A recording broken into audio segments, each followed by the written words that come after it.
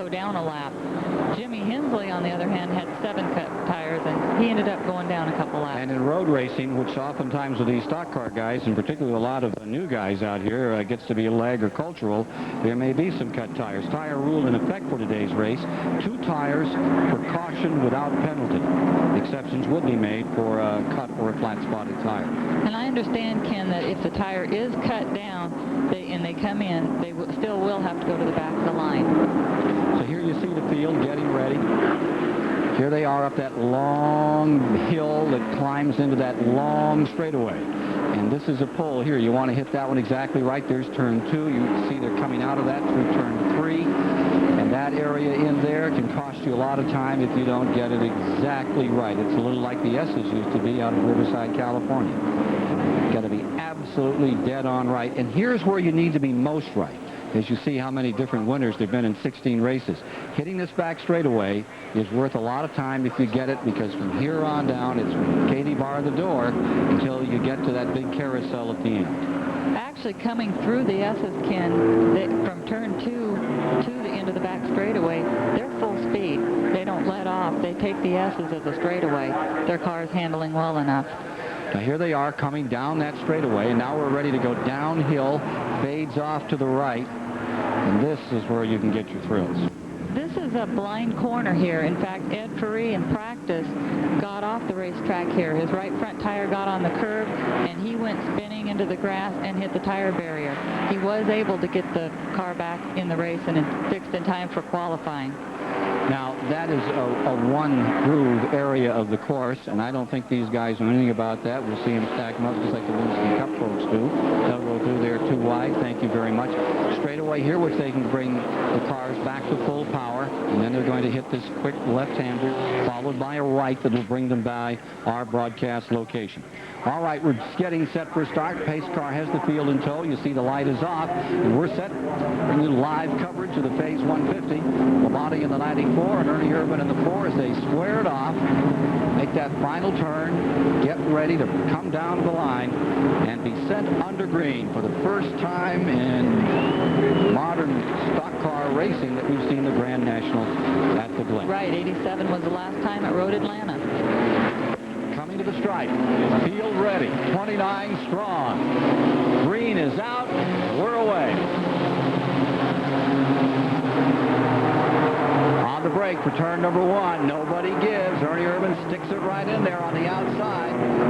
Bottom of the racetrack is where Texas Terry stands tough, and he stays in front. Ernie Irvin in second. Everybody doing pretty well to turn number 1.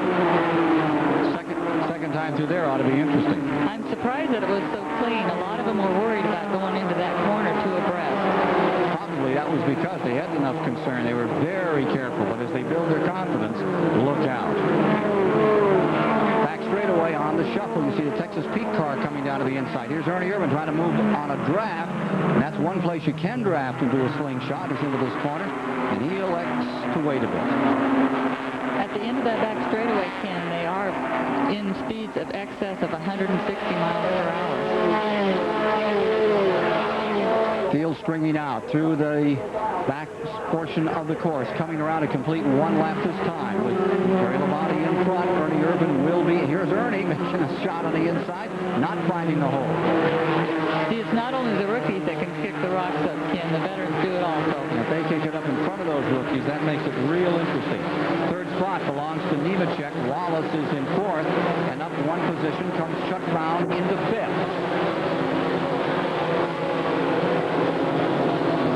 Shepard drops a position. He's in 6th, followed by Resendez in 7th.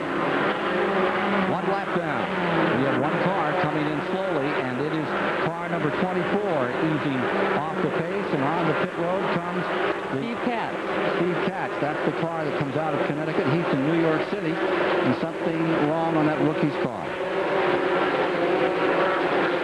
1 lap, and Steve Katz out of... It looks like it might have been a penalty of some kind, Ken. There's a hold on him down there. Looks like they're about to turn him loose one more time. We'll try to follow up and have Dick Berger tell us what the story is on car number 24, Steve Katz. NASCAR is very strict about passing cars before you take the green flag on a restart or on the start of the race, and maybe that's what happened. Well, here you see the battle for the lead. As the Texas former Winston Cup champion, Terry Labonte, stays in first place. Twice a winner, Riverside had a terrible crash out there years ago on that track that meant so much to Southern California race fans. Ernie Irvan stays right with him, and surprisingly, it's Nemechek maintaining a good stout third spot. Terry Labonte looking strong right now. He's had a very iffy season thus far in Winston Cup.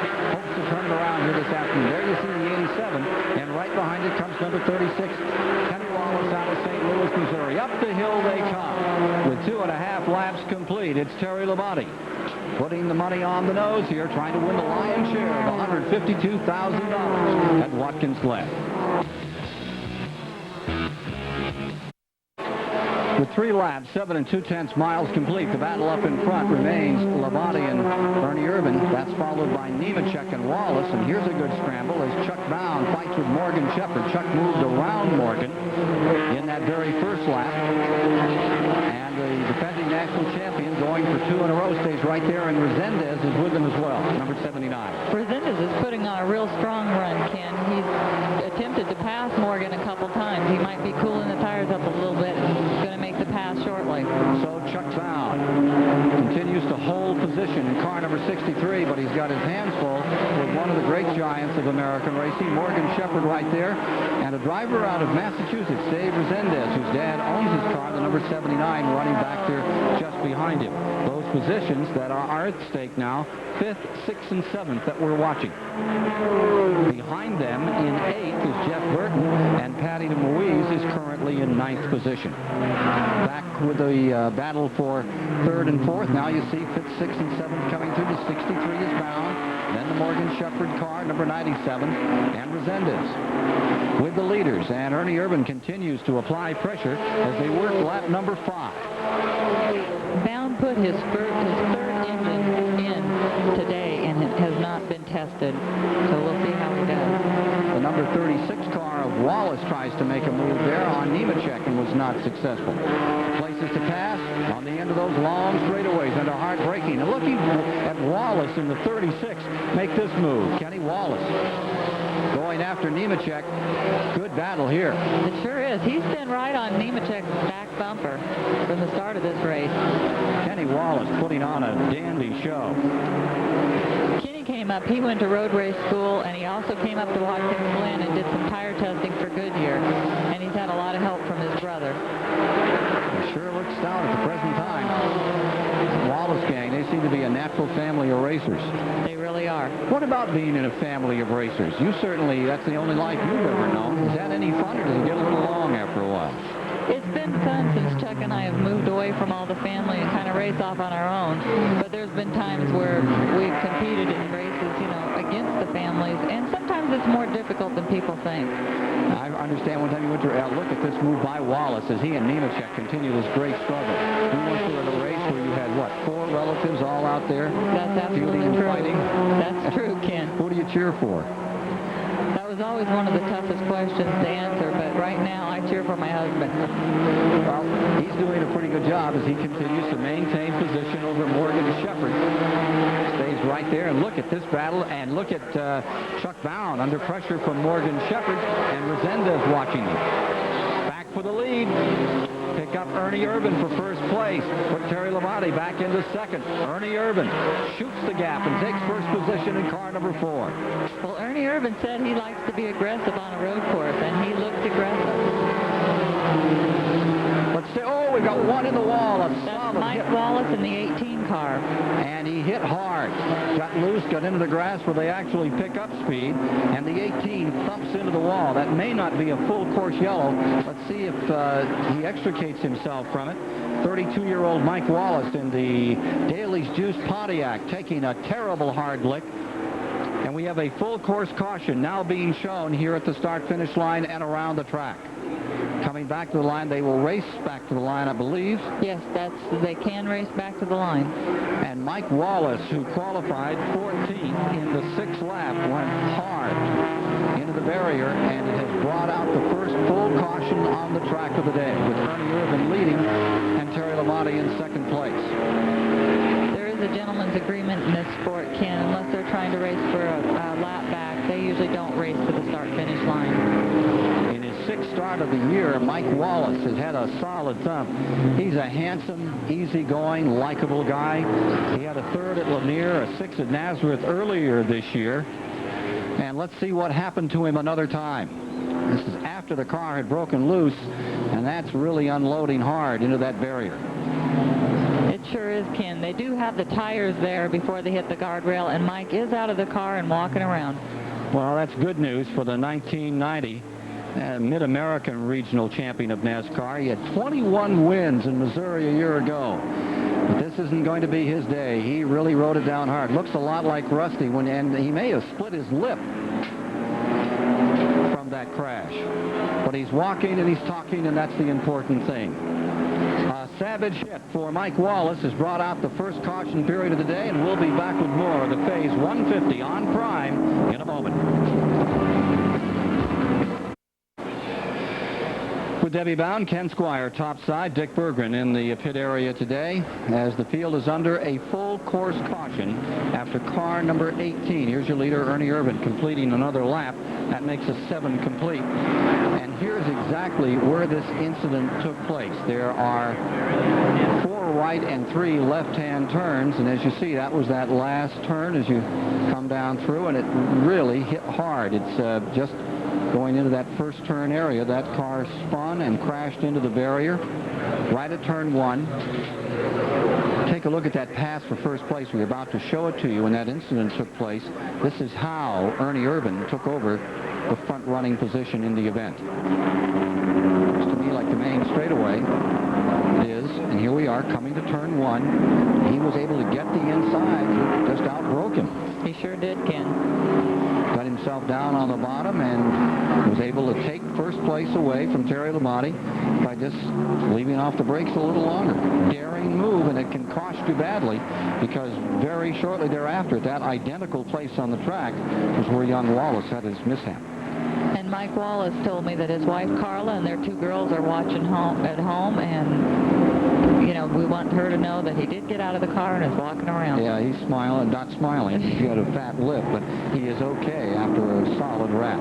Taking a look further back in the field, you see the 99. That is the Jeff Burton car in 8th, and there's 42, Patty Moise, who hasn't run a road race in 3 years. She has 10 road races to her credit here at Watkins Glen. In fact, she sat on a pole in an old IMSA Series race here years ago and finished 3rd in that race. And even then, I think she finished with either a broken shock or a cylinder going down, but she's a good road racer, and as she was saying the other day, you can get real rusty real fast, and she was delighted to get back out here. I think she has a chance of a good finish today. I think that it all came back to Patty quickly, because the first day she had a lot of work to do on the car, but yesterday her times picked up tremendously. And you know, Ken, in 1987, Patty Moise was running 2nd at the Road Atlanta race, and it started to rain and she spun out, and Morgan Shepherd ended up winning the race after going back to green after 2 laps, and Patty ended up 8th, so she had a good chance of winning that race. Be the first woman to win a major NASCAR Grand National event. Do you think it'll ever happen? I think it will eventually happen. I think Patty Moise has she's a good racer, and you know, she needs a sponsor. That's what it takes. You just can't do it on talent. You need a whole team behind you. And that's true of anyone, of course. That's right. Now she's married to Elton Sawyer. They're just married this year, and he's out here competing. That's got to be a little fun. Elton is not competing in this race. He lost his ride with the Watney car, and so he's watching today, and it's kind of been a role reversal. Patty's had to watch Elton this year, and now Elton's watching Patty. So it's tough. They're hoping to hook up with sponsors and be competing in every race. Here you see the 18 car being taken away. That's got to be a little hard when the boss man gets taken out of a ride, and that car is one that she's had for some time. They just haven't had the sponsorship to bring it out. Well, actually, Mike Silvers has been Ronnie Silvers, excuse me, has been building that car for her and is maintaining it and has brought it to a couple races. She raced with us at Orange County, and she's come to a couple shows this year and missed the program. But that's not unusual in this Busch Series. The qualifying is very tight, and there's a lot of cars that go home each race. Here today, they came with 33 or 34 cars. 29 started today. Let's go down to the pits. Dick Berggren has a report for us. Well, if you race around California, you're a California race fan, you know this face. This is the guy that built Ernie Irvin's very first race car. He's crew chief today for Ernie Irvin, Ivan Baldwin. Ivan, what's he telling you on the radio? We just wanted to know if they slowed down any, the tires are slowing down any. They'd only went 6 laps, so they had to slow down hardly any. How are you guys going to play the race from here on? You've got the lead. You're going to try to stay out front. What are you going to do? Well, knowing Ernie, you'll want to stay out front. There's less chance for error when you're out front. So it just depends on how many yellows they have when we come in and change tires. There's a strong team, and here's a real strong part of it. He helped build this car. It's a 3-point rear. That's not what they're used to running, but it's the hot tip for here at Watkins Glen. A really well-known name in West Coast racing for many, many years, Ivan Baldwin. Yes, that's true. Dad, my father has worked with Ivan Baldwin a lot. I was already gone. Chuck and I had moved out to the East Coast, so I didn't really get to know Ivan that well, but he's a good crew chief. And he's got a team that's running in first place here in the Phase 150 at Watkins Glen, New York. Live here on Prime as the Wallace car is being removed. We're getting set for a start, and we'll be back for it in just a moment.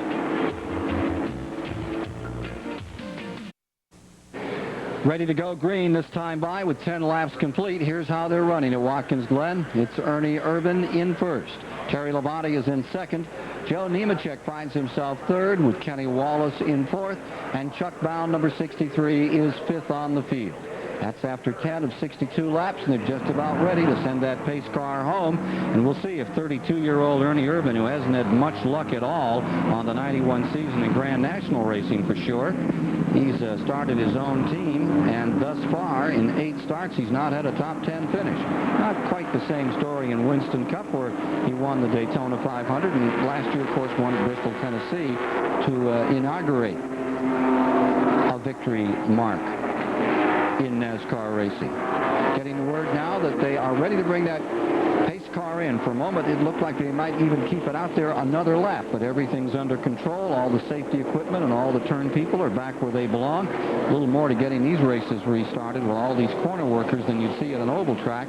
On Prime Network, we're just about ready as we come down to complete the 11th lap to turn them loose. With Ernie Irvin in front, and right behind will be Texas Terry Labonte coming from that second spot, trying to retake the lead. Nemechek third, Wallace Bound, Morgan Shepherd in sixth, Dave Resendez seventh, Jeff Burton is eighth, Patty Moise ninth, Bill Parsons doing a great job today up in 10th with his Oldsmobile, and going 11th is Bobby Labonte, Terry's younger brother.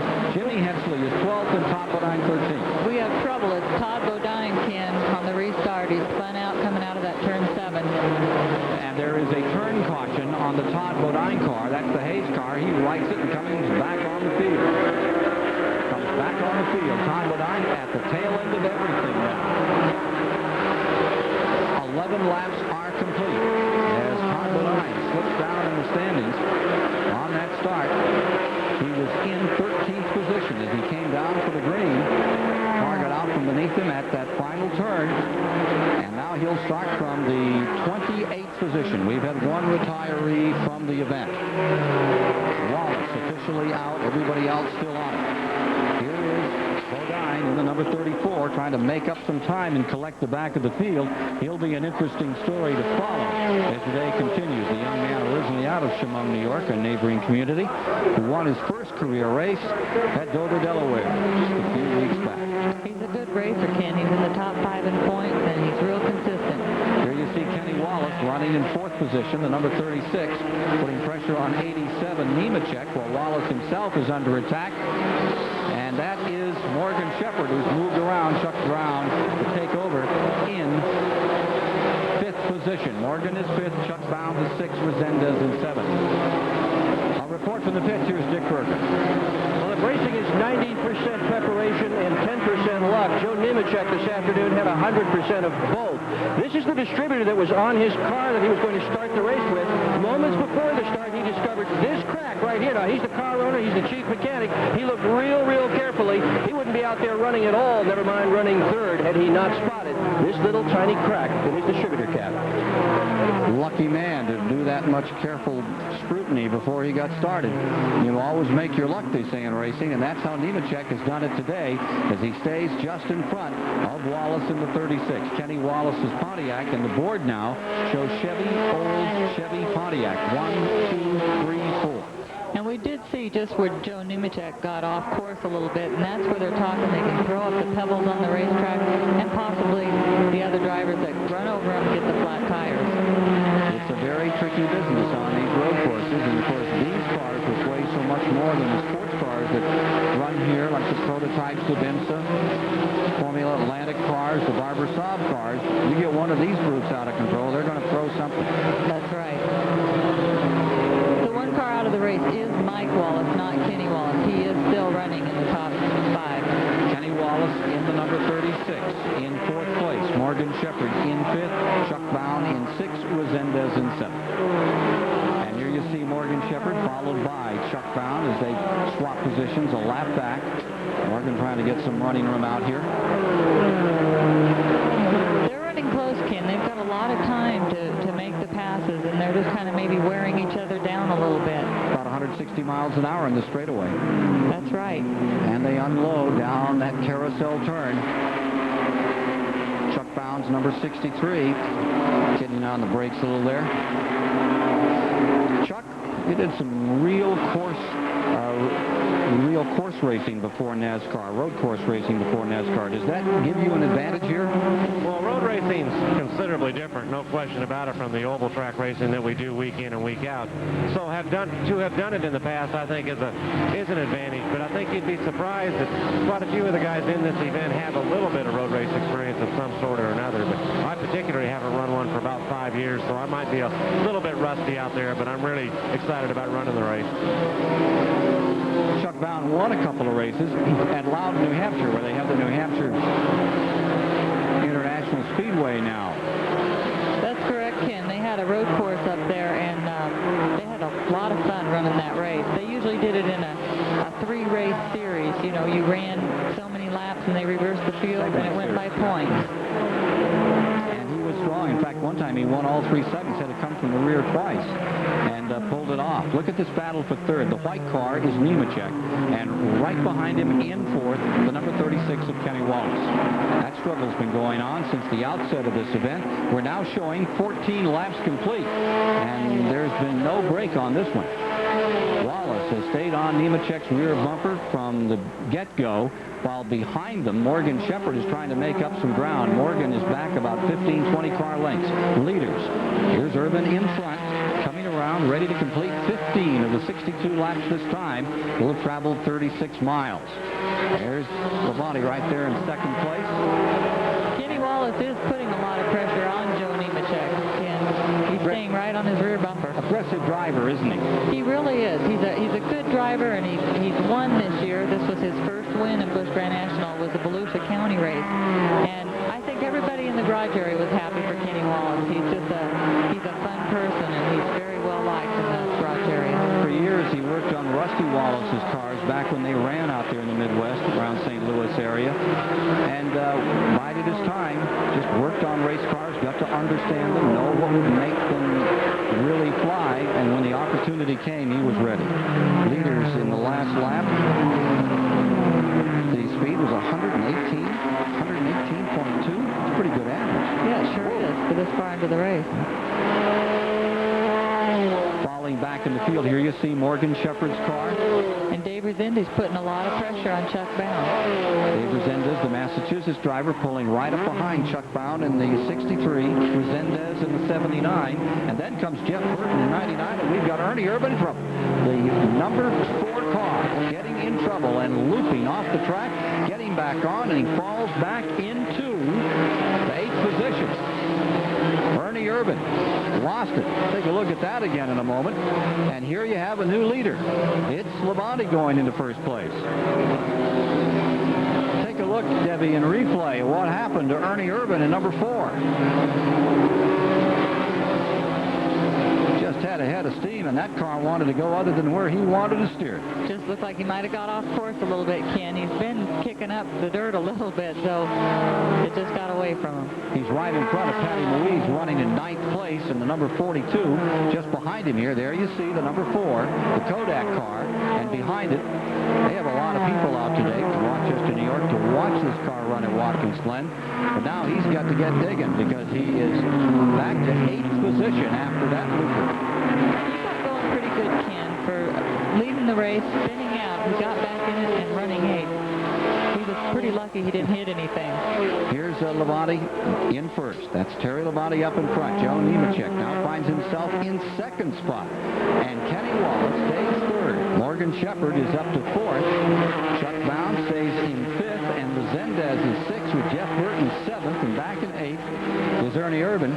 Patty Louise finds herself in 9th. The 10th spot going to Bobby Labonte in the 44.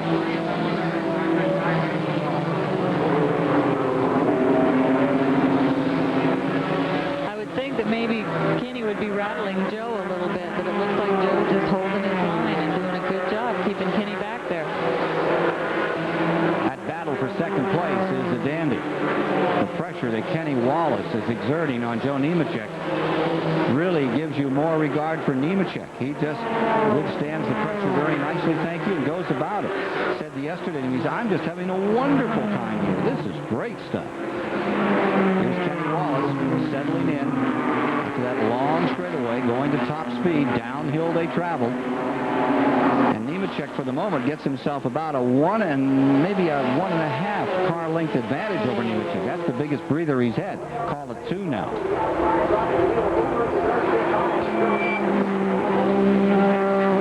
So that's the battle up in front with Labonte first, Nemechek in 2nd.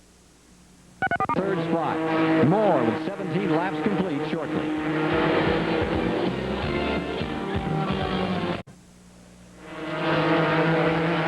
Laps have been completed, and everybody's watching Ernie Irvin, the California driver, in car number 4 as he makes an assault back towards the lead. He's just moved around Jeff Burton, and here he comes after Chuck Bound, and he's got him at the end of the straightaway leading to turn number 1. So Ernie Irvin is on the warpath in car number 4 after spinning, dropping back to 8th. He's pulled himself back up 2 spots thus far, finds himself now running in the 6th position. He's having a dandy run. He can just keep it on the rails here. Car number 4 made a great pass on Jeff Burton on that long back straightaway as they headed into the carousel turn. And now he's trying to pull away from car number 63. Yeah, Ernie's actually moved into the 5th position now by passing Chuck Bound. And Bound is back to 6th. Jeff Burton finds himself 7th, Patty Louise up to 8th, Bobby Labonte in 9th. And it looks like Jeff Burton's starting to put a little pressure on Bound.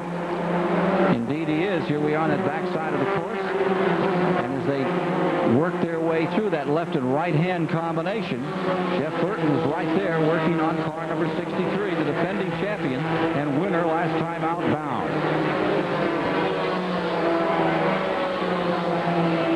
They scoot down across the start-finish line, and closing, you see the 4 car is moving in to find Dave Resendez in the 79. This scramble, it looks like Bound is having some brake trouble out there, Debbie.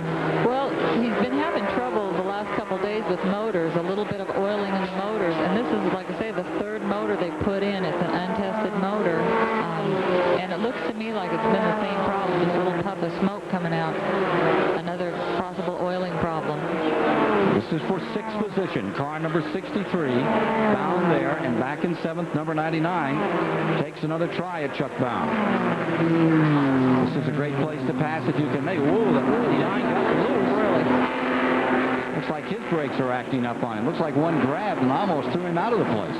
That's right. If they get on the brakes a little bit too hard and they shift down a little bit too soon, they get the car wheel hopping. And that's exactly what you saw car number 99, Jeff Burton, doing as he came to the end of that longest straightaway here at Watkins Glen, what they call the short course. This is the battle that's taking place for 6 as Ernie Irvin continues to close on Resendez in 79. And when that battle gets a little more intense, we'll rejoin it. For the moment, 94, Terry Labonte has it his way. And he could become the 13th 13th different winner in 17 races this year if he keeps on trucking as he is right now. That's right. Well, as fast as Labonte is running right now, his crew says he could go faster. He's radioed in and said that he didn't like the way the car is going through the corners. It's understeering a little bit. Get ready for this, guys. Here's an oval track term for you. They're going to change stagger when he comes in and makes his pit stop. Give a little bit more reverse stagger so that he can get through the corners a little bit better. Meanwhile, Morgan Shepherd, first car to come in with a tire problem. He's running Hoosiers. There are both Hoosiers and Goodyears here contesting. They both puncture equally well, and Morgan did the first one. Thank you, Dick. You saw Nemechek and Wallace at this scramble, and we could see a change of positions right here. Ernie Irvin in the 4, closing on 79 Resendez, and he was able to knock off Jeff Burton right here on the track last time through. Not successful this time. Left and right-hand turns, it opens up, and here comes Irvin down to the bottom of the racetrack, and as they scoot down through that left and right-hand combination, car number 4 finds himself another position. Morgan Shepherd has pitted his car. Shepherd came in and was able to continue, but took himself out of the hunt up on top. Well, this is a long enough racetrack, Ken, that they don't get lapped if they make a pit stop. So if he gets the yellow, he'll be able to come up to the back of the field and not go down a lap. 22 laps have now been completed. And here's Swervin Irvin, number 4. Around Resendez, gets himself back to 4th. And now he has to charge against, in 3rd place, Kenny Wallace, Joe Nemechek in 2nd, and Labonte well up in front. And there's a swap as Wallace in the 36 moves underneath car number 87, Nemechek. So a swap in 2nd place. It's Kenny Wallace, who has fought for that position since the outset for 22 laps, finally gets 2nd place and looks like he draws away by 3 or 4 car lengths. And here comes Irvin closing in on Nemechek in the 87. That's right, Ken. I think Nemechek was maybe holding Kenny Wallace up. He was on his bumper the whole way. Nemechek has a flat tire. Do you notice he was waving there? Yes, he had his hand in the air. I think there's something. Yes, there is. There's a tire down. And he's coming down pit road. Let's go to Dick Berggren. Yeah, he's coming down pit road. All right, a little confusion here among the pit crew trying to decide who is supposed to do what. Now, not only are the drivers going backwards around this racetrack, but the crews go backwards as well. The cars point in a different direction. And this very crew is practicing just what you're seeing now, moments before the race. Who goes where? Who carries the catch can? Who's supposed to carry the tires? And how are we going to get all this accomplished? So far, so good. They're changing the right side tires on the car. Car 79 has apparently crashed on the course. Nemechek fought it away with a 2-tire change. And Resendez, car number 79, stationary on the track. Dave Resendez, who had been running in 5th spot. That could bring out a full course caution to get him out of there. Last lap on the leader was a 116-mile-an-hour average. And now you see the 79 car in trouble and not moving. He stopped on the track, Ken, but there is no caution out yet. Safety crews going out to Dave Resendez. There's your leader. And as we look back through the field from behind the 94, Kenny Wallace was in 2nd and Ernie Irvin in 3rd. Resendez still in his car.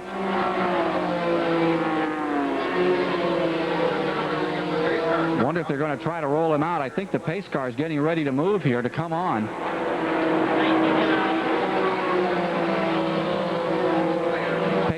Getting ready to roll. There you see that 94. Here's Wallace coming by, and this will close. Ernie Irvin right up on him. As you see, Mike McLaughlin, who started dead last today, with a borrowed motor, trying to carry his colors as he's very close to his own hometown of Waterloo, New York.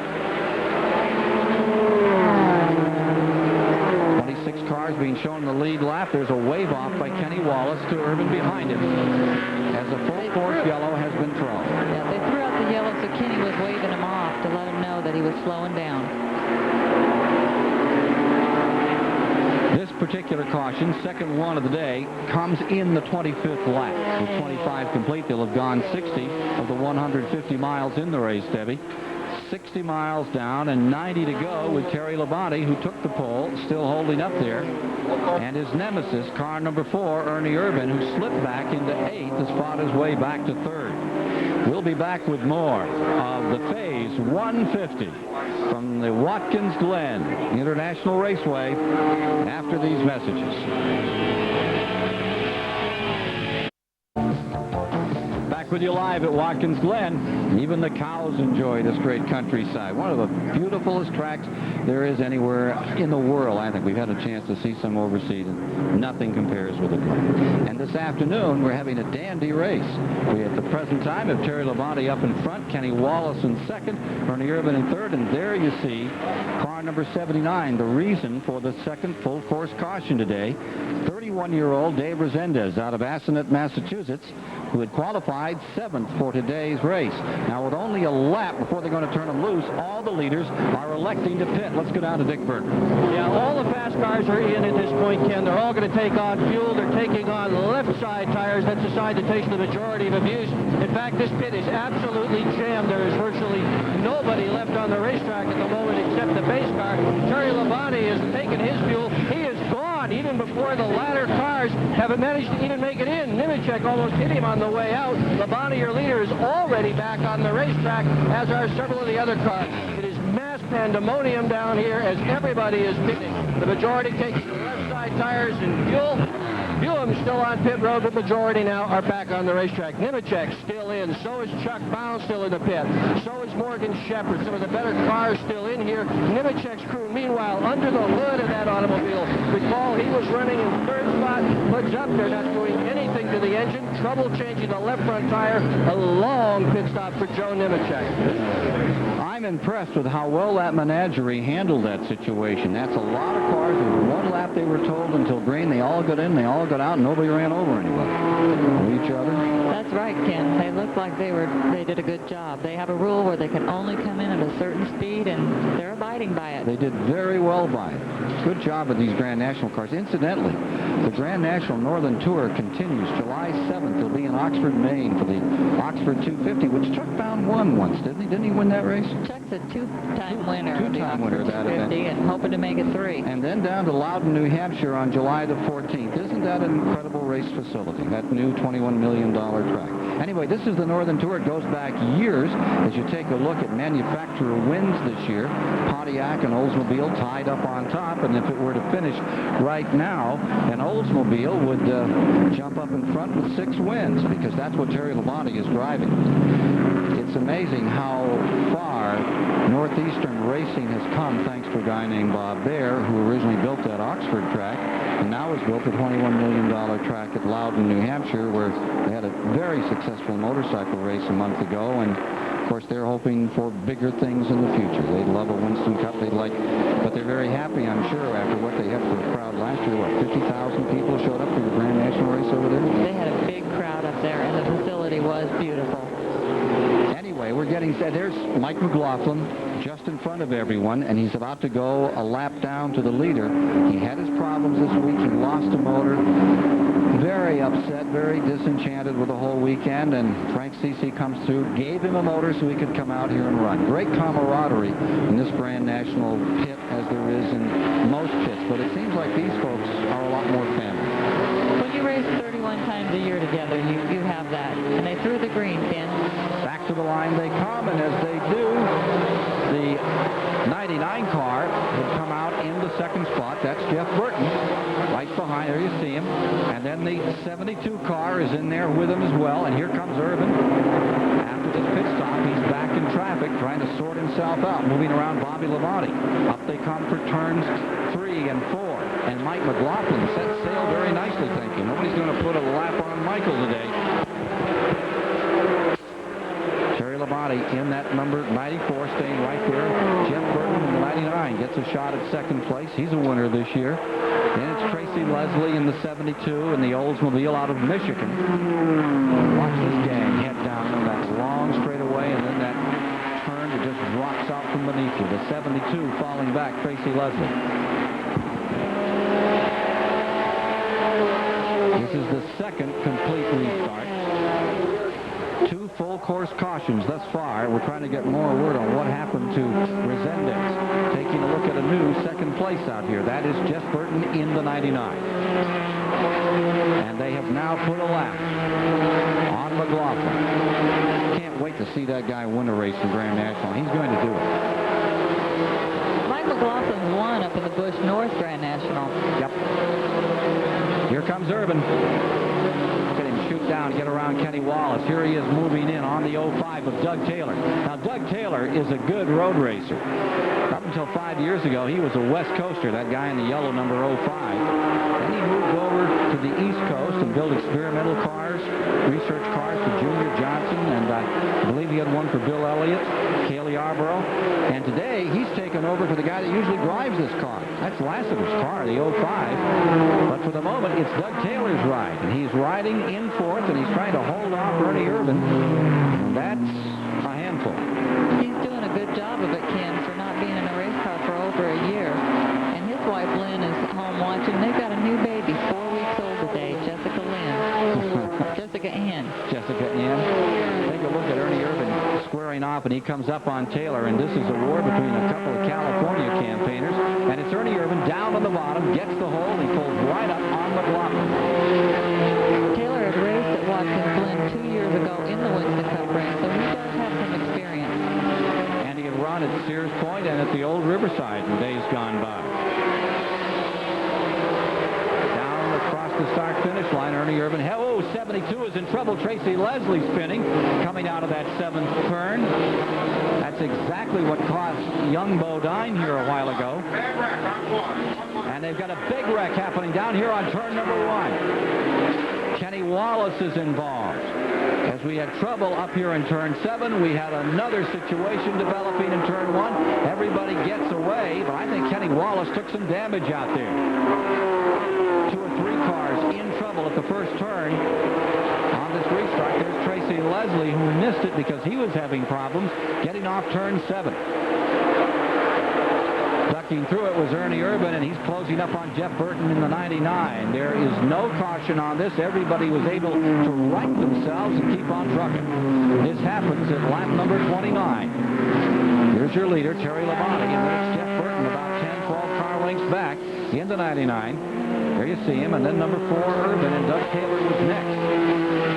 But there was a major melee down in turn number 1, and we'll check them off as they come by for you. 94, commanding. Burton in 2nd, Ernie Urban in 3rd. And then there's a big separation after we had that disaster. Take a look at these cars coming by. The 29 moves himself up, Phil Parsons. He was able to escape. He darted through the problems. Let's see if anybody's going to elect to pit. Wallace comes by in the whole right side of the Wallace car. Now take a look here at turn 1 this last time through. That's McLaughlin getting sideways with the 05, Doug Taylor, and it nearly entirely blocks the track. It opens up, and whoa! The 25 car, Jimmy Hensley, getting airborne, gets himself down, and he was able to continue. And the car he rolled over was Kenny Wallace's car number 36, who had also been taken on the other side. Left and right side of the 36 getting pounded, and they were able to continue. With the whole field behind that group, it's amazing that they were able to get it rolling. No caution came out, and they're on their way. So as it sugars off after that one, here you have Ernie Urban closing in on Jeff Burton for 2nd place. There's the 99 of Jeff Burton in the Chevy. And in another Lumina, Ernie Urban right there in the number 4 car. Halfway through the race, getting up to 31 laps complete. Ernie Urban moving in on Jeff Burton. Just doing a good job staying ahead of Ernie Urban. He's gained some experience, and he's not letting Ernie intimidate him at all. Well, he's had a couple of wins. He won at Martinsville, and of course this year he won at his home track, as you mentioned, of South Boston, tied with Bobby Daughter in the standings right now. He dominated that race that he won. Let's see what he's going to do with Urban in the number 4.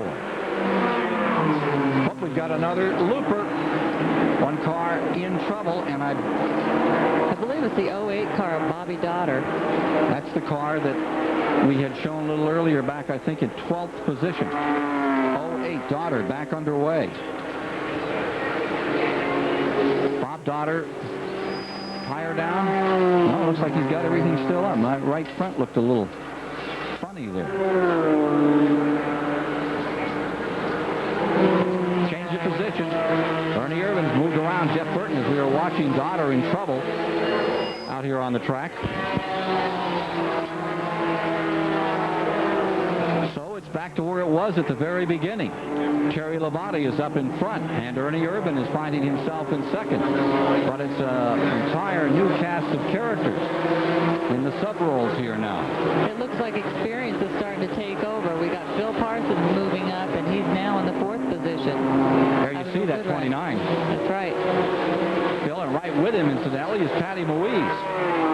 There's the 29 of Phil Parsons, having a great day. He needs one. As does Patty Moise in the 42 in 5th. Doug Taylor is in 6th. So Patty Moise has been able to escape that rolling disaster that we saw in turn number 1. And she has Bobby Labonte's car right behind her for the moment. Number 44 has moved around Doug Taylor. There's the 29. That's Phil Parsons.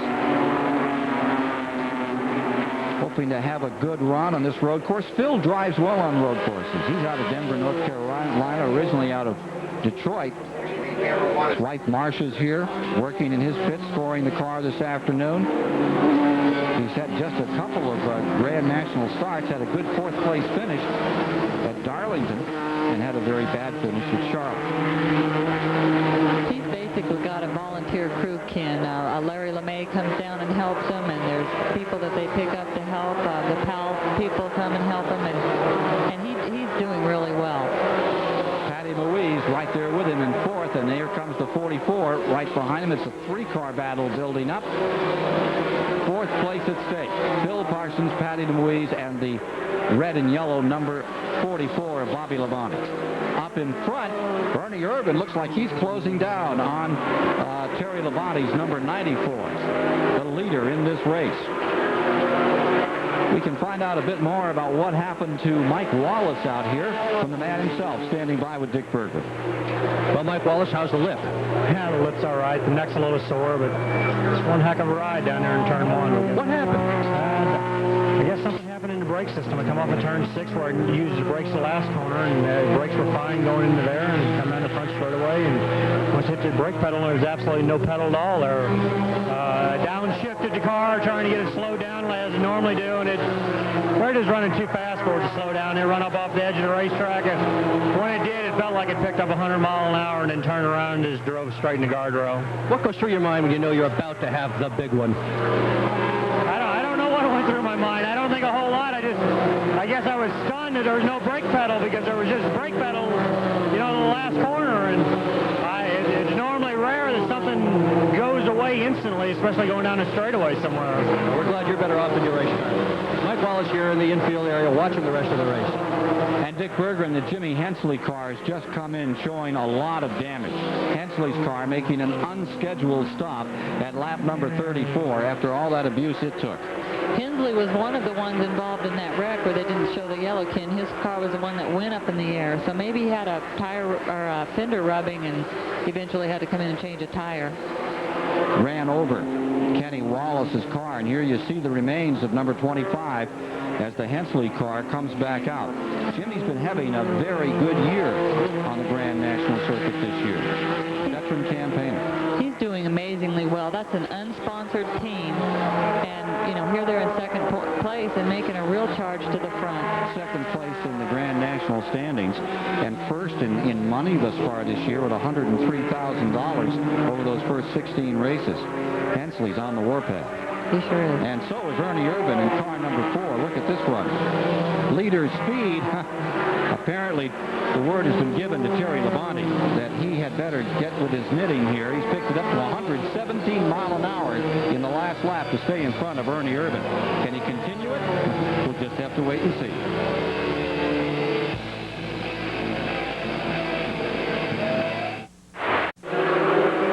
36 of 62 laps have been completed, about 87.5 miles. With Debbie Bound, I'm Ken Squire, and working down on pit road, Dick Berggren. And the report down there as we get a mid-race look here after 36 laps, 2 lead changes, 2 different leaders, Irvin and Labonte thus far in the race, averaging 91 miles per hour after these 2 full-course cautions. And the caution laps have totaled 6. And those cars out, well, we think there'll be a couple more to be added to that list very, very shortly. We understand from Dick Berggren that the weather is really beginning to play a hand in this thing.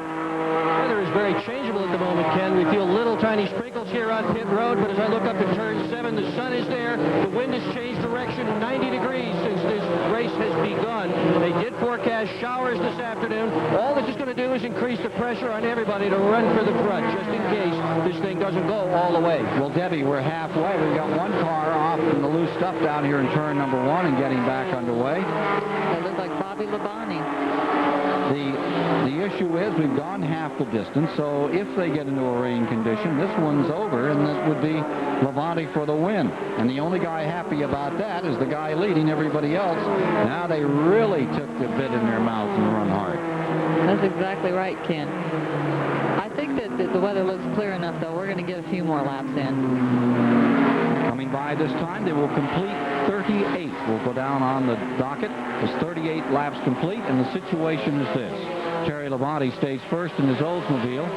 The Chevrolet of Ernie Irvin is in second. Jeff Burton's in third. Patty Louise, having a great run in her Buick, is in fourth. Up to fifth is Phil Parsons. Change that now. Bobby Labonte is going to go to fifth, and Phil Parsons drops to sixth with Dr. Taylor seventh. Joe Nemechek is in eighth. Jeff Gordon is in ninth, and Ward Burton is in 10th. And Steve Grissom with a new Channel Lock car is in the next spot back. He's running 11th, and they're all in the lead lap. So is Todd Bodine, for that matter, in 12th. Chuck Bound is back in 13th, and Curtis Markham is in 14th. Kenny Wallace, he finds himself 15th on the ledger. Those pit stops sure made a difference, Ken. That kind of rearranged the field, and some of them got caught in the back. Here you see the 99 car, and that is Jeff Burton running by his lonesome for the moment. There's the 4 car, Ernie Irvin in second. And for a while, he was cutting into the lead of Terry Labonte. But that situation has changed. Labonte, you see right behind Labonte, the Hensley car. And the seesaw between first and second, that interval goes up and down as it appears that Terry Labonte is saving the tires a bit here, running them hot, running them cool. Car number 05 has just taken this opportunity to pull on pit road. Yeah, that's Doug Taylor, who's pitted his car. I don't know why. The Lassiter car. Richard Lassiter is acting as crew chief today on that car. Role reversal is what you call it. That's exactly right. Jeff Gordon, he's moved up to the 7th place, doing a fine job. Take a look at the interval as we look back over the field here a little. Here you see the Taylor car, number 05, coming by. Field just working its way around this very beautiful Watkins Glen course. Patty Louise coming through. And there you see the Bobby Labonte car, and right with him comes number 1. Hey, this will be an interesting group to follow. There's Grissom, and whoops, Taylor's 05 in big-time trouble. 05 goes up in smoke. And write that one off this afternoon. Looks like he blew a motor there, Ken, and I hope he's staying out of the groove of the racetrack, because that's a blind corner he's on there, and the yellow isn't out yet. So Taylor's car is going to come in after he's fried one here this afternoon. Patty Louise moving by in 4th spot, and then Phil Parsons. Here comes that 44, and here comes the battle. You see Bobby Labonte in the 44 making some nice moves. There's the 94 up in front, Terry Labonte. And he stays in front of Ernie Irvin by about 20-25 car lengths. We'll get back and take a look at what Jeff Gordon, Bobby Labonte, and Ward Burton, along with Steve Grissom, are doing on the tail end of the top 10. Pretty good struggle there after we pause with our coverage from Watkins Glen.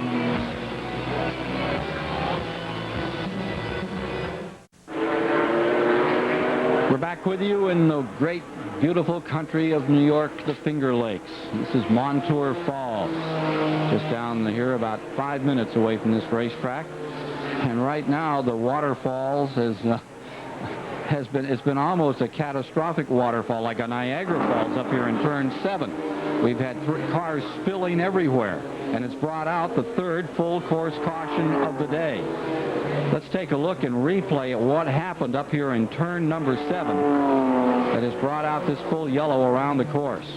Here's the 27 car of Ward Burton, and McLaughlin's car is going to get collected. Kenny Wallace just getting through there. And behind it, getting on the brakes, there's the 51 car spinning, and Mike McLaughlin in trouble.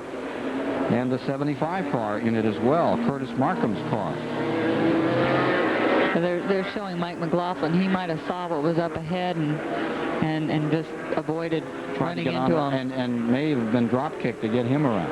Anyway, here's the 75 car of Curtis Markham. They were hoping for a really good day today. They were very optimistic this morning about how well that car was running and how well Curtis was doing. Looks like he has at least a tire now, if not more.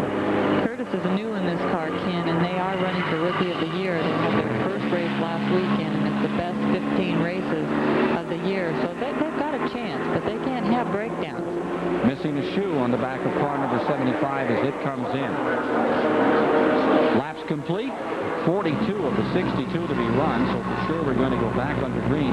Doug Taylor's car, number 05, lies just at the top of pit road. Here's Markham's car coming in, and some new shoes for the kid right now. The 05 of Doug Taylor is down there on pit road. He cannot get that car fired, and I think it's going to have to be pushed in. Remember, we saw him go up in smoke here a little while ago. As they work on Curtis Markham's car, he's taken a lot of damage back there. Hot work for one thing, easy to get your fingers burned on that deal, and you can see the sheet metal is rather tattered as car number 75 makes its way back down pit road. Gets in here, the Abingdon, Virginia driver in the Food Country Oldsmobile. And picking up some parts and pieces. That's tires there, a little bit of rubber left, probably from Curtis.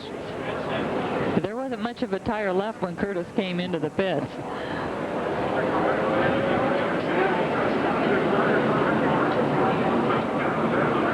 Coming up Friday night, September the 6th. Check your local listings. Autolite Platinum 200. It's the first time that a NASCAR Grand National race has been run under the lights on the 5/8 mile Richmond International Raceway. The Sawyer people down there, Paul Sawyer and his sons, have spent millions of dollars in improving that track, and now the ultimate improvement is going to run under the lights. Let's go to Dick Berger on pit road. Well, the leader stayed out. Terry Labonte stayed on pit road, but second place and a lot of the other top runners have come in. Second place was Ernie Irvin. He took right side tires, fuel, and he's off. Up and down pit road, they're all saying they have enough fuel to go all the way. So this was really a tire stop. So you'd have good rubber to try to run them down at the very tail end. I wonder if that was such a smart move pitting this late. 20 cars remain in the lead lap, Dick, as we get ready to finish this one off this afternoon. It would be unusual to have another full course caution, although it certainly could happen. You've got to remember, we are running with the Grand National ranks. They aren't really used to this. A lot of people, even the drivers, were kidding about how this was going to be amateur night at the Rialto and all this stuff. Not true at all. They put on a really good race, and it's the biggest crowd I've seen here on this weekend, which is part of a sports car racing weekend, in years. This doesn't look like the crowd out for the Winston Cup for the Bud at the Glen, but it's a terrific crowd for a Saturday afternoon up here in the Finger Lakes of New York. I thought we'd see a little more trouble in the race, Ken, and I'm not really surprised. Our group of rookie drivers have been excellent this year. We've had a rookie winner with David Green, and they're very competitive. Look at Jeff Green. He's already running up in the 8th position. They use their heads, and they're smart drivers. They're listening. They're paying attention to what's being said in those drivers' meetings, and it's working. Great show for the crowd, lots of action, and for the moment, in front. Can he stay there to the finish? A lot of people that are after him hope to get him before that time comes.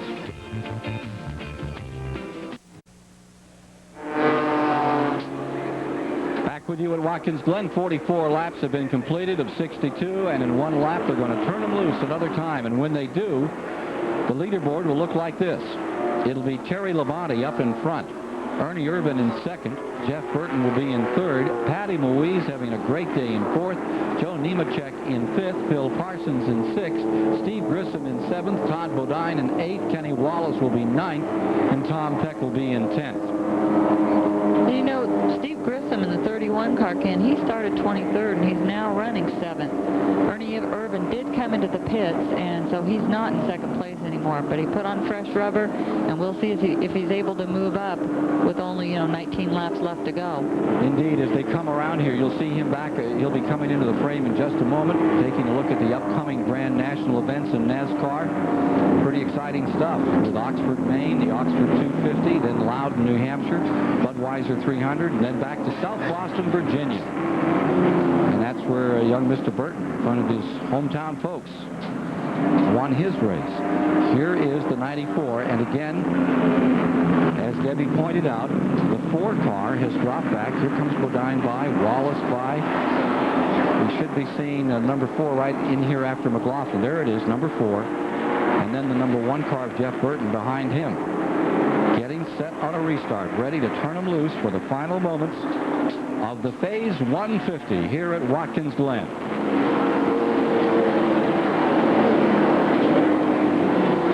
Looks to us like Ernie Irvin's going to come out 11th on this start. And with 45 laps complete this time by, he's going to have his work cut out to get up by lap 62 to fight with those leaders another time. I don't know how much of an advantage that tire change will make them. They say with these Busch Grand National cars, because of their weight, they really aren't wearing the tires down that much. Ernie Irvin from 10th position on this start. Pace car is in. Here they come. Stack them 3 wide to the line. 99 tries to make a run. Jeff Burton on Terry Labonte, and you can see the yellow number 4 trying to find a little running room further back up in there. 31 got a little squirrely. I think the 4 car got into him a little bit. Ernie Irvin gets it through turn 1. Here they are for turn 2. There are the front 3 leaders. Labonte, Burton, and Joe Nemechek once more back to 3rd. Bill Parsons now being shown in 4th.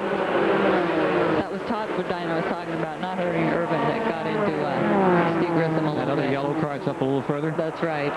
20 cars in the lead lap as we get down to decide this one, and Jeff Burton has hung tough all afternoon. Here's Nemechek in the 87. Terry Labonte, what's the difference between these Busch Grand National cars and your Winston Cup ride? The cars, weigh a lot different.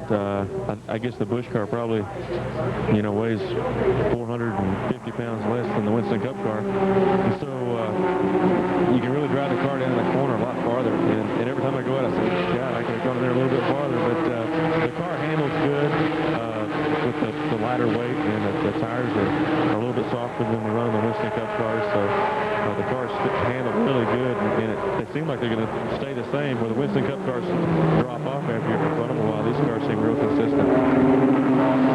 Consistent has been the word for Terry Labonte thus far in this race as he stays up in front. And surprisingly, Ernie Irvin has gone nowhere. He stays right back there where he was after a full lap, not able to come up as if something might be amiss on that car. And behind him now is Patty Maurice, and also is Jeff Gordon's car number 1. So we expected a real run, and that hasn't happened. Well, remember, Ken, all these drivers, when they started out this race, they were brand new to the road course, and they've got 42 laps of experience behind them now. They're sure making it show well, as Ernie Irvin just can't get any further up through this field at this moment. Here's Dick Bergen with more.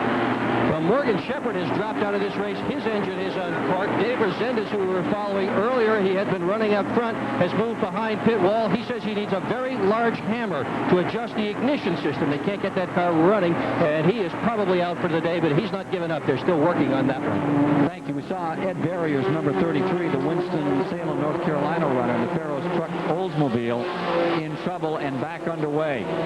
Barrier back once again on course after looping the car number 33.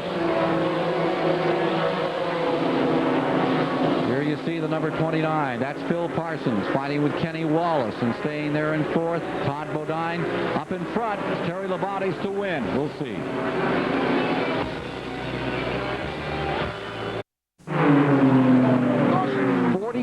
laps have been complete, 116 miles, and I believe, Debbie Baum, we're going to see our 4th full course caution. And it's coming right here for what I believe is 33 Ed Barrier's car. That's right. Ed Barrier had slowed earlier, and I don't think he was able to make it in the pits, and the car stopped on the racetrack, and they had to throw the caution out. So there you see Labonte going by, then Nemechek, and then the 99 of Burton coming by. Phil Parsons up there in 4th. In the 5th spot, Kenny Wallace.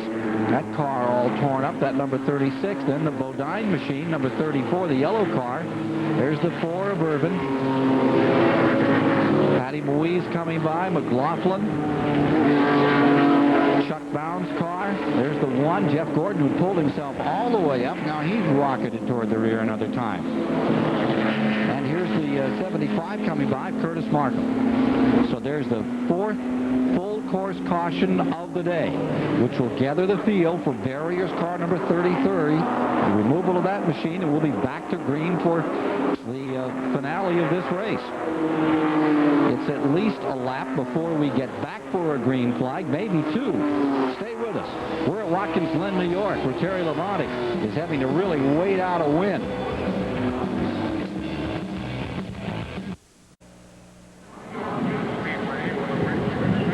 Phase 150 at Watkins Glen, New York, live on Prime Network. Terry Labonte, for the moment, has himself the advantage as we go through our 4th full course caution of the day. It's Joe Nemechek in the 2nd spot, and going 3rd is Jeff Burton, with Phil Parsons in 4th and Kenny Wallace in 5th. Those are the front 5. Looking a little further back, Todd Bodine is 6th, Steve Grissom is 7th, Ernie Irvin is 8th, Tom Peck is in 9th, Patty Moise finds herself in 10th with Chuck Brown 11th and Tommy Houston 12th. Among those pitting now is car number 96. Tom Peck is just electing to come in from that 9th spot. 19 cars still out there in the lead last.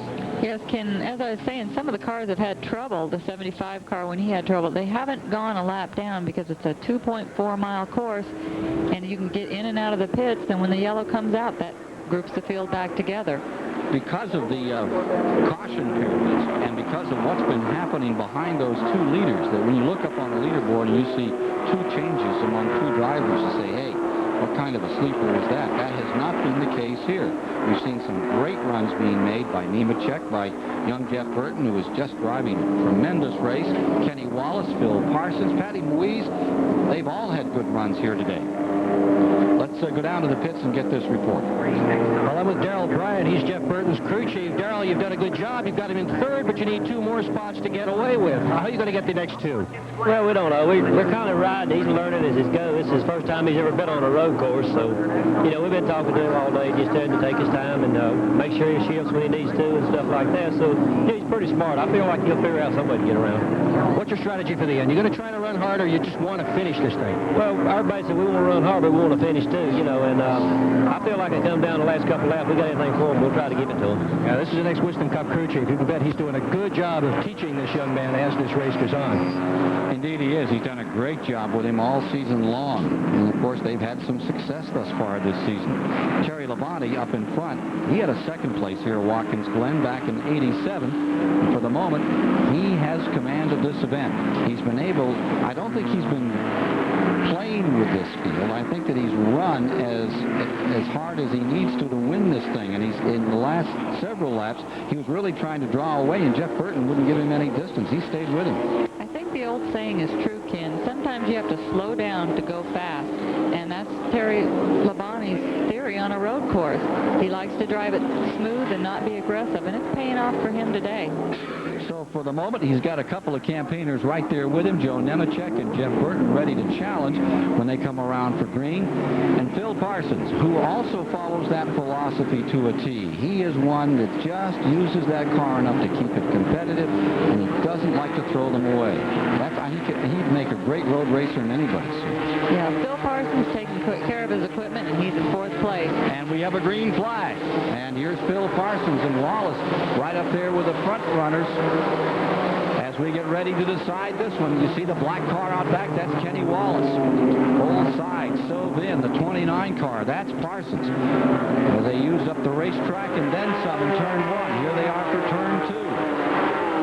Phil making a very good run. Stays in front of Kenny Wallace. Here they come up through the gears into that long straightaway. And right with them comes Todd Bodine in the Faze Buick, number 34. Steve Grissom's doing a good job up there holding off Todd. In fact, Grissom's just moved around Todd Bodine. Took him between 1 and 2. Good job by Grissom. He's side by side with Kenny Wallace there, Ken. And here's Ernie Irvin muscling into it, as does Bodine. Ernie Irvin looking for a hole. Down there on the bottom, pulls up beside Bodine. He's got it.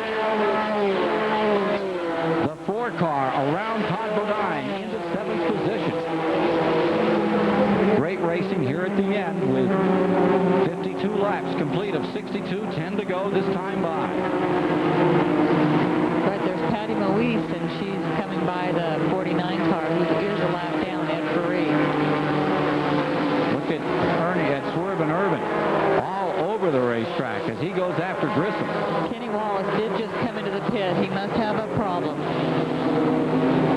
Another one still in the pits is Tom Peck. He had the hood up on that car, and he's gone a couple laps down. Apparently is a tire on number 36.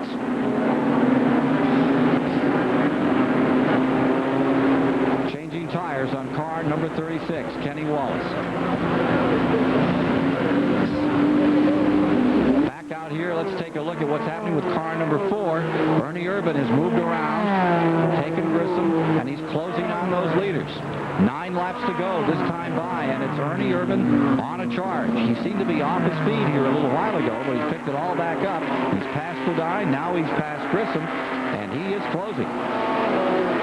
They don't have many laps left, Ken, so if they make their charge, they have to make it now. And that's exactly what they're all doing, and Irvin, for the moment, is the hottest thing out here as he tries to move in on Parsons in number 29. Bill Parsons is 4th, Jeff Burton is 3rd, Nemechek is in 2nd as they get ready to sort this one out. And he's using up every bit of Watkins Glen as he tries to close him down. That's where the battle is. It's Irvin going after the front 4. We'll see how he makes out.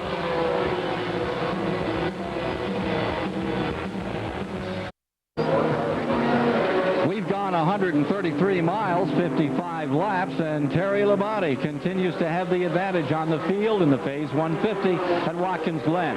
2nd place, Joe Nemechek's number 87, and 3rd is the 99.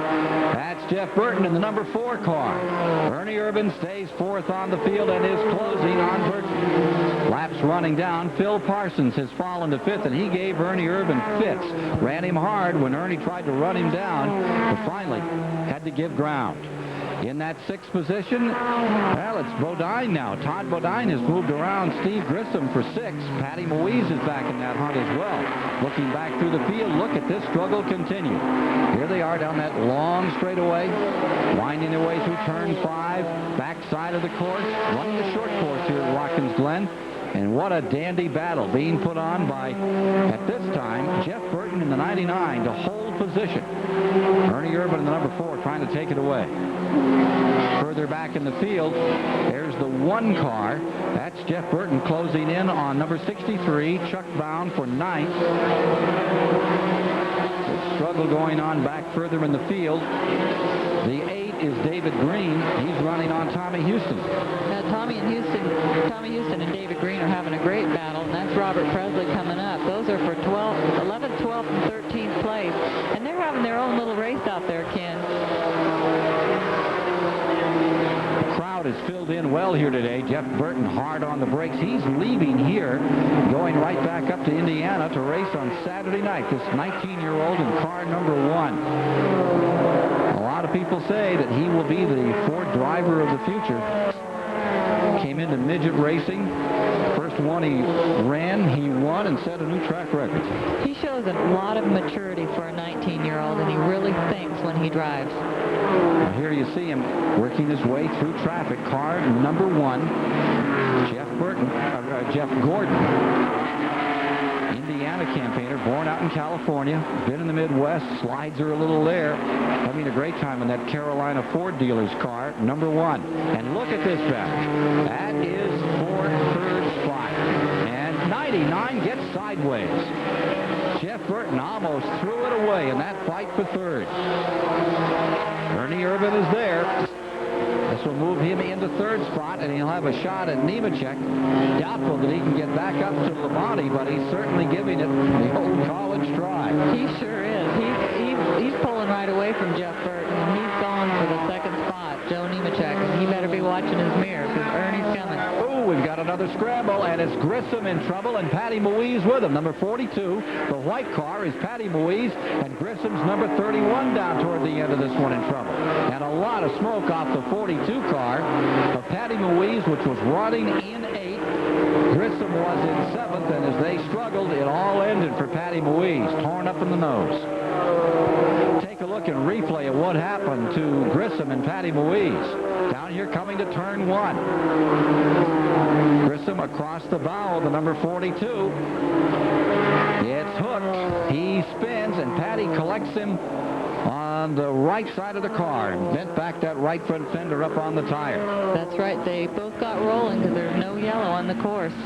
So we stay in a race condition here with 94 coming to the line. Nemechek is about 15 car lengths back in second, and 20 car lengths behind him is Ernie Irvan. And there's Patty Moise's number 42, which was having such a great day, getting a little bleak here in the final moments. 58 laps have now been completed. There's just 4 to go. And take a look at the interval. There's your leader, the 94, the white car. Nemechek is in second spot. There's the third place car, number 4, Ernie Irvan. He doesn't quit. He's still looking for one more spot, and he's got about 10 miles to do it. Labonte has stayed out of trouble, stayed up front all day. You know, there was another race here about 10 or 12 years ago with stock cars and as well as modifieds. It was not a NASCAR race, and the winner is Joe Ruttman. Here's Patty Moise's car coming on pit road. Joe's here today. Guess what he's doing? He's catering. He'll go back to Winston Cup racing in a week or 2, but he's the caterer down here, working in the food business for the day. Can't get those Ruttmans away from the racetrack. They'll find any way to get there. It's Terry Labonte by that much over Joe Nemechek in the white number 87, and here comes back to the stripe, number 4, Ernie Irvan, ever closer. He's going to make a race out of it. I think Ernie's gaining on him each lap, Ken. He's not losing any time, but it looks like Joe Nemechek may be gaining on the leader, Terry Labonte. And Terry Labonte may be doing what he does best, waiting this race out. It's a win as long as you get the nose across in first. Joe Nemechek, what did you do to prepare for this race? The biggest advantage, I think, we come out here and test it. There's a few guys come out here. I have a little bit of road racing background.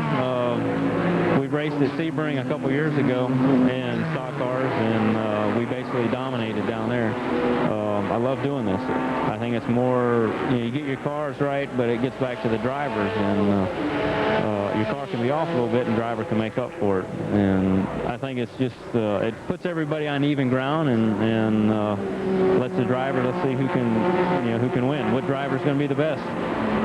Well, Joe Nemechek, he's paid his dues over the years. He started out as a mechanic, worked on Formula Ford cars for a guy named Tom Lyons down in South Florida years ago.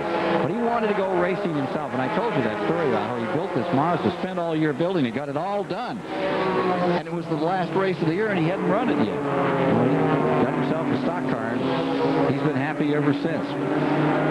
He's not going to be happy in a moment. Here's car number 4. We've got a spinner. It's Parsons in the 29 in trouble with Bodine. Down here at turn 1, Parsons doing a 360, gathers it up and keeps going. Back there in 5th spot as he was fighting with Todd Bodine, and he's got a tire down. Oh, that's too bad for Phil Parsons. Phil and Todd just came by the start-finish line, Ken, and they were side by side going into turn 1, and you just can't go into turn 1 side by side. We're down to the last couple of laps. Let's quickly look at a replay and then follow these final moments among the top 3. Here's what happened. Todd Bodine and Phil Parsons getting together, and it's costly. Tire down for Phil Parsons after he had such a game show here at Watkins Glen throughout this Saturday afternoon. You can see why the tires get so tore up, Ken. That happened down in turn 1. He's got to go all the way around. White flag flag, and there's one lap to go. Labonte in front, Nemechek in second, and it's Ernie Irvan in third as they rush down into the first turn. Final lap, and Irvan has his sights squarely set on the back of that white number 87 Chevrolet. Olds is in front. Chevy runs second, third, and fourth. Buick is in fifth. That last long run down that straightaway coming up as Nemechek, the 27-year-old out of Lakeland, Florida, tries to hold off Ernie Irvan. Nemechek is doing a great job. He's between two of the Winston Cup stars, and look at how he's keeping that car steady. Everybody brings their girlfriend, their wife. He brought his mother. She's here cheering him on today as he tries to stay in front of Ernie Irvan, the 1991 Daytona 500-mile champion. Ernie's made a great comeback here. He's made it twice. 3 times he's made a comeback in that Kodak car number 4. Nemechek in the 87 stays in second. Last time through that very tricky left right-hander. Around turn 7, here's Ernie Irvan closing up. They're coming down, and Ernie almost throws it away as they come to the line. There they are, 1, 2, and 3. Terry Labonte, Joe Nemechek, and Ernie Irvan finish off the afternoon in the Phase 150 at Watkins Glen. A great victory for Terry Labonte, who kept his nose clean all day, stayed up in front and out of trouble. For Joe Nemechek, it is the same for Ernie Irvan. It's been a comeback story over and over again, having to work his way through the field. Well, Joe Nemechek can take a bow when this one is over for a splendid second-place run. And for Terry Labonte, it's the Terry Labonte of old, winning those races at Riverside. We'll be back to meet the winner of today's Phase 150 in our live coverage. And after we pause for these messages, I wonder what words they're having.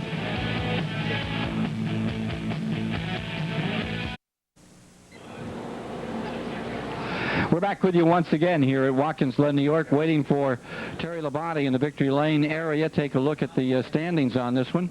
Terry Labonte for first, wins his Grand National race today and becomes the 13th different winner in 17 races this year.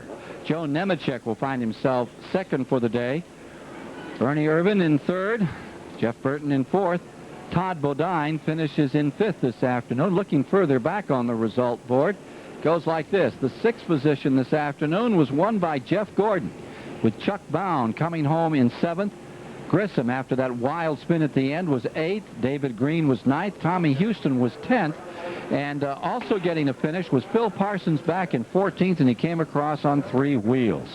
Dick Berggren is down in the Victory Lane area with a man who accomplished what he set out to do today. Well, second career Busch Grand National victory for Terry Labonte, but the first of the road course. How important was your road course experience this afternoon? Well, it was, I don't know. You know, we run a lot of the same stuff on the Busch cars we do the Winston Cup car. We've got something a little different here that I was wanting to try, except we didn't have radial tires. But I'll tell you what, these Goodyear tires ran awful good today. We ran the whole race and just changed left sides once, so the right sides went the whole distance. You had a rear-view mirror full of a lot of different cars, a lot of different colors. Who were you the most concerned about this afternoon? Well, I'll tell you, Ernie Irvan was fast. You know, he was fast all day, and he spun out there, and I knew he was going to be trying to come back, and he had some fresher tires than I did because he stopped and got some. But I'll tell you, Joe Nemechek did a good job. He was awful strong.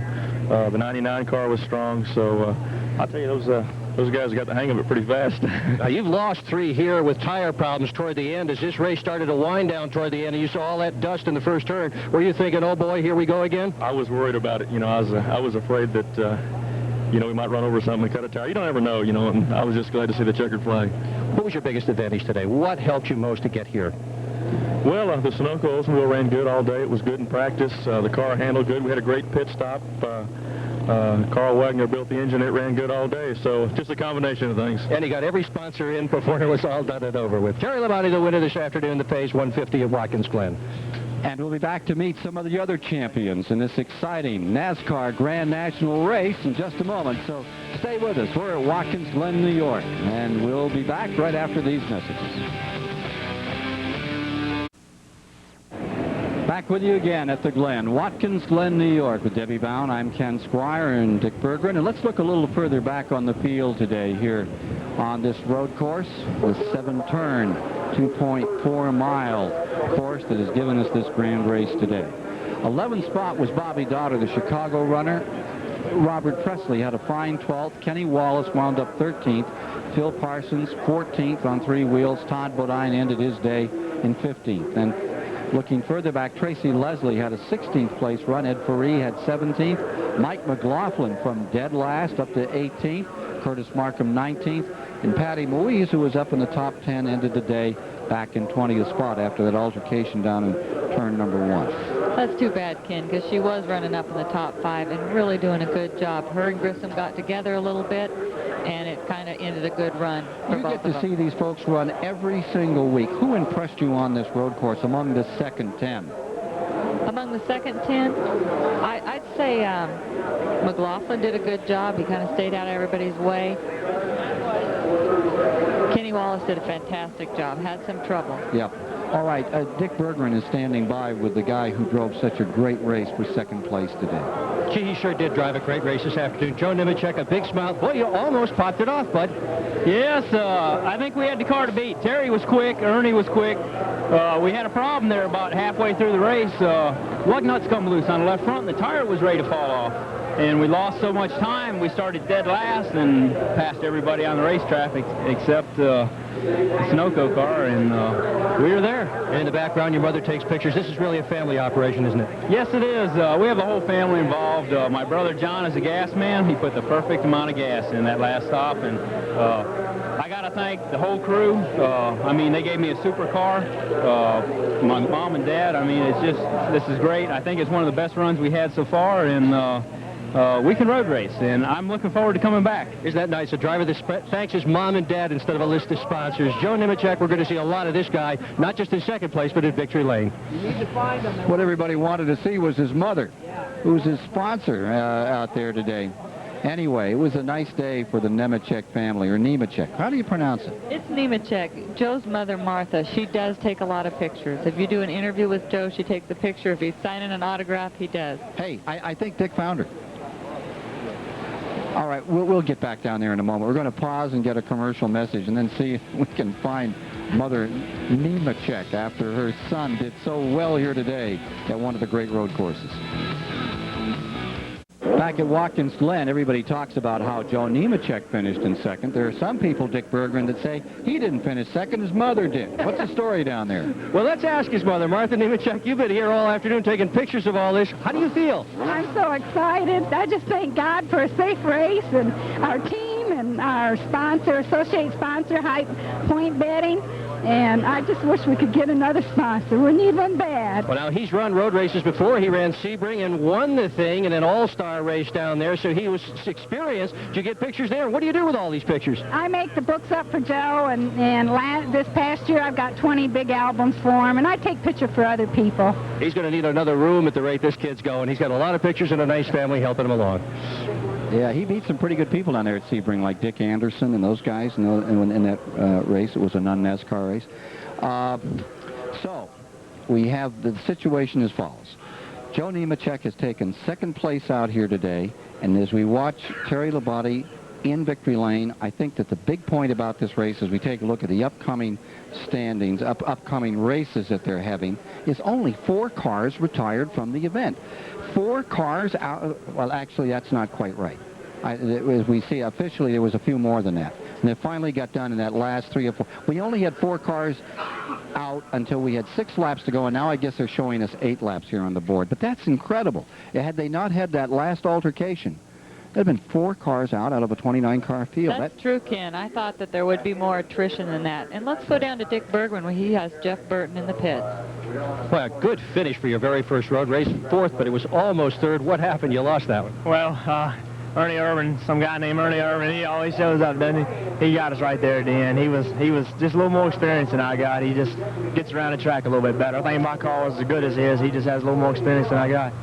Did you feel better at the end of the race than you did at the beginning, given that you had some more experience by that point? Well, I think so, because it got spread out a little bit. And anytime you're running by yourself, it's easier than you are when somebody else is around you. You know, my crew, I came in running 5th and went out running 2nd. They had a heck of a pit stop. That had a lot to do with where we ran. It got us in front of that wreck. And when you have a pit crew like that, you got to do good. If you don't, they'll get mad at you. Good day for Jeff Burton. He finishes 4th. Fine way to start a road racing career. 1 year ago, there were 14 different winners in 31 races. And now they've run 17 races, and they've had 13 different winners. It's a great competitive year for this Grand National Circuit as they move on to Oxford, Maine, and Loudon, New Hampshire.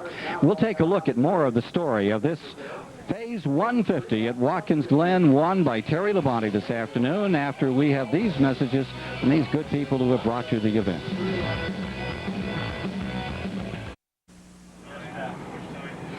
And on this very pleasant Saturday afternoon, welcome back to Watkins Glen, New York. With Debbie Bound, I'm Ken Squire, as we review some of the highlights and some of the action that's happened here today in the running of the Phase 150 NASCAR Grand National Race.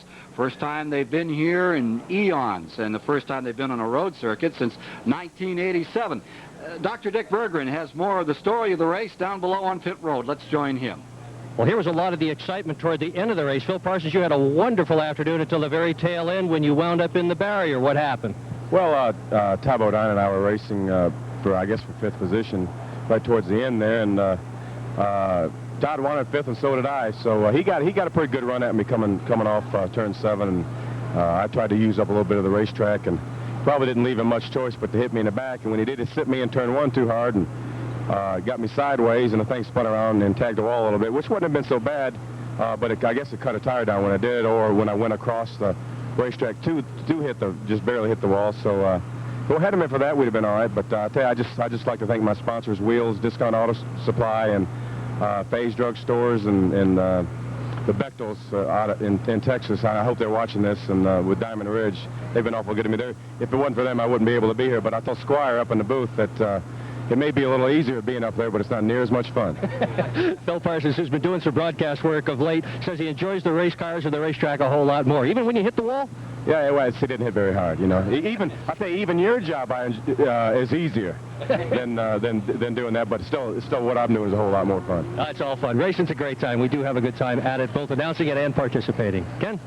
Yeah, it's good to see Phil Parsons still smiling after that sad ending to what had been such a successful romp for him here, and I just hope that he gets the opportunity soon, Debbie, to get a sponsor and get himself really running again, because it has not been a good year for Phil, and he's a good racer, and a great road racer. Great road racer. Well, we're going to take a break for just a moment here, and then be back once again to Watkins Glen and talk to some more of the folks. The Phase 150, the exciting story it has been.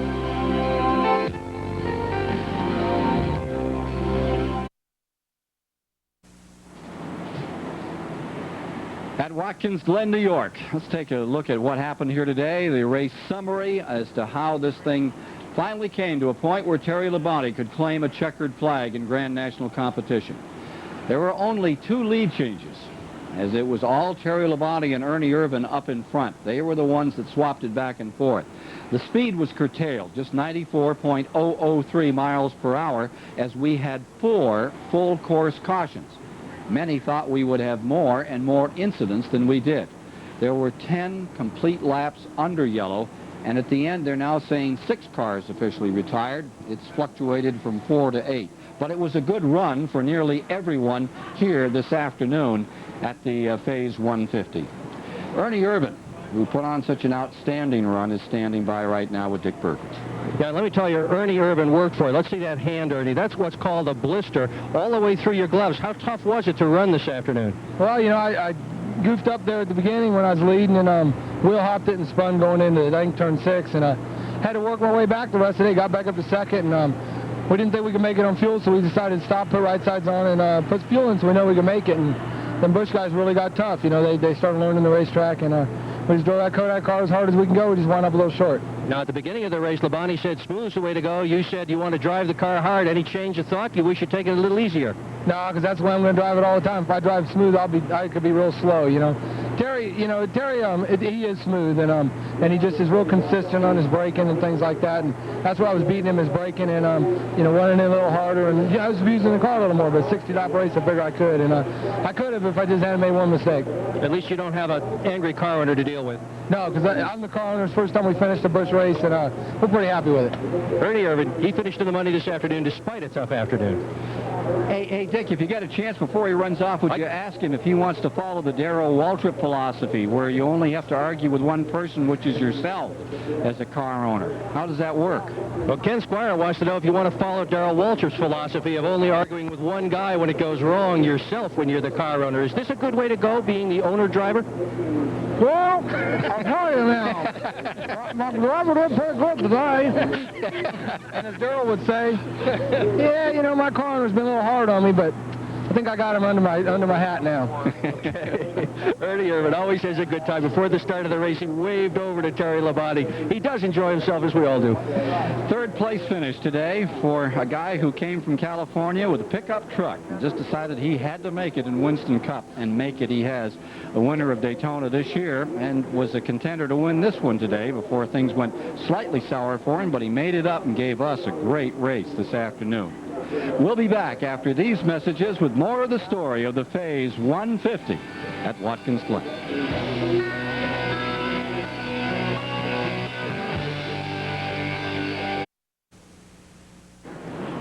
Ken Squire back with you at Watkins Glen, New York. And Debbie Bound, I can't tell you how much of a pleasure and how much of a pleasant surprise it's been to have you with us today. You've grown up literally, and I remember when you were little and your dad was Mr. Racer on the West Coast, and I can remember reading, I didn't see it happen and all that, but when he won the Pan American road race back in the days when Chuck Stevenson was down there, and forever he was always the man out west who would come east and run Daytona once in a while. You know this sport. Now you've seen these Grand Nationals run here at Watkins Glen. Your husband is such a part of it, the defending national champion. An overview from you about what we've experienced here today. Well, you know, Ken, it's interesting. When I was doing pre-race interviews, I couldn't get one driver to admit to me that he didn't like a road course. Yet you go interview the Winston Cup drivers, and they'll say, I hate it. I hope we don't, you know, I wish they'd take them off the schedule. And I think the reason we're hearing this out of the Busch Grand National, it's their resume into Winston Cup. They've got to like them to maybe get that ride when they move up. They want that as part of what they have in their background. Interesting point. Anybody else out here today among those other kids that you saw run that you thought really put on a show that should be commended, that should get a... I think early in the race, 79 car Dave Resendez, he stayed up there real good. He must have had some sort of a problem, mechanical problem, but he stayed up there with the leaders. Todd Bodine, he's a very patient driver. He ended up 5th. He just kept steady along with Jeff Gordon. I was talking to Jeff Gordon yesterday and asked him, are you getting impatient not winning? Because he's had 3 seconds this year. And he said, no, this is a tough circuit. He respects the veterans, and if he wins this year, it will be good, but he needs some more experience under his belt. That Bodine name brought a lot of people out here today. Of course, their track, the Chemung Speedway, is just down the road here a piece. Dick Berggren is standing by with another story here today, which has a little different twist to it. It was an up-and-down story with Patty Moise. You ran so very well this afternoon. Your husband said to him it looked like you were the fastest through the S's, but it didn't work out the way you wanted it at the tail end. So how do you feel? Well, I guess good and bad. We did run well. We were a little down in power, and I don't know why. That's usually not a problem I ever have with a Ruggles engine, but it was just one of those things, and I was trying so hard and had to make up so much time through the turns. We had a miscommunication. I made a pit stop on that last caution. Shouldn't have done that. Got behind trying too hard. But you're going to keep at it and keep trying. Oh, yeah, we'll keep at it. She's a tough young lady, she really is, and one of these days we're going to interview her in Victory Lane, and I'm sure of that. We'll be back for a final thought here from Watkins Glen, New York, at the completion of this Busch Grand National race, the Phase 150, after we pause for these words. The Phase 150 has been brought to you by True Value. Got a tough job to do? You can do it with True Value hardware stores. And by Autolite spark plugs, guaranteed for 2 years, no matter how far you go. For Dr. Dick Berggren, for Debbie Bound, I'm Ken Squire. Thank you for being with us here at Watkins Glen, New York, for the Phase 150.